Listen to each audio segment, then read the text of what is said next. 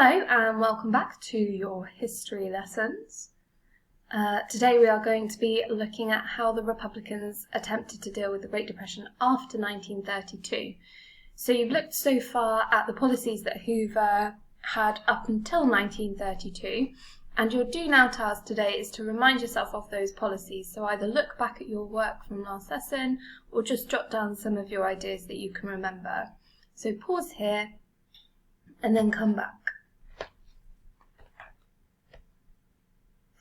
Okay, so today we are looking at Hoover's attitude and how that changed.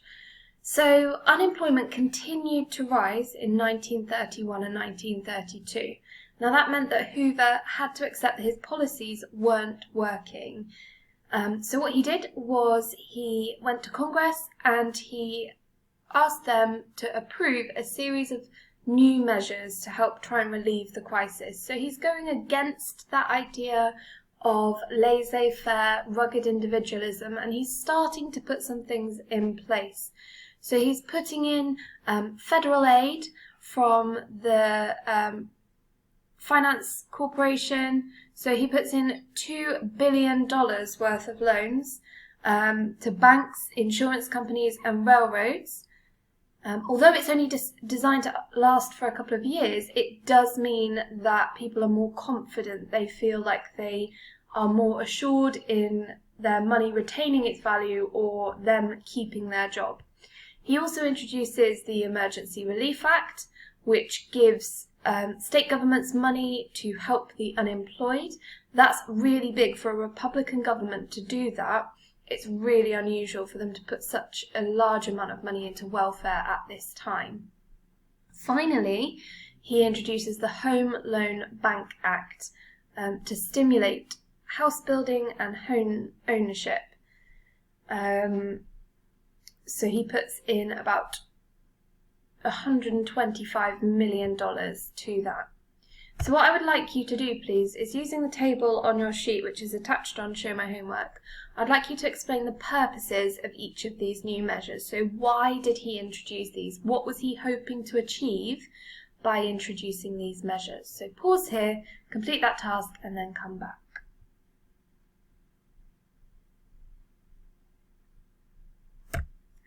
Okay, so now we're going to have a think about how successful Hoover's policies were. I would like you, please, to colour code the information that's at the bottom of your sheet to decide whether or not it demonstrates that Hoover was successful. So you have one colour for successes and one colour for failures. Pause here, complete that task, and then come back.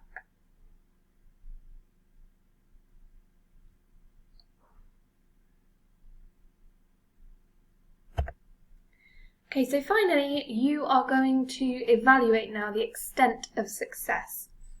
So your question is, overall, how successful was Hoover in dealing with the problems caused by the Depression in the years 1929 to 32?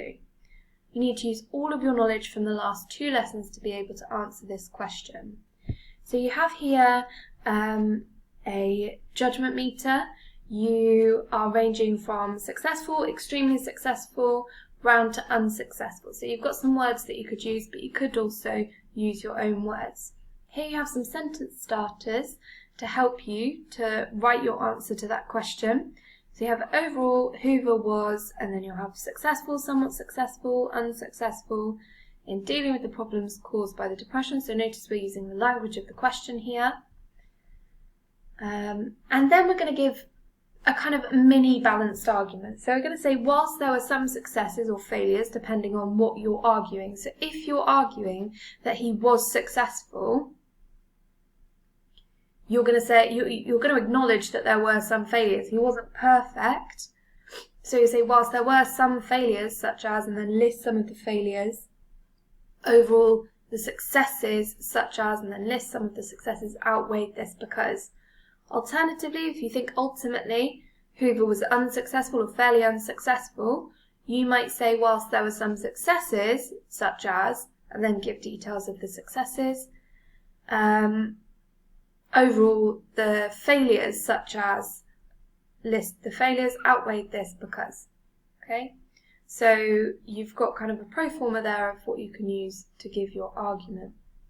If you would like to challenge yourself here, I want you to think about, are there any measures that could be considered to be both a success and a failure, and why? So you need to submit your homework via Show My Homework, or you can email it to your teacher. Good luck!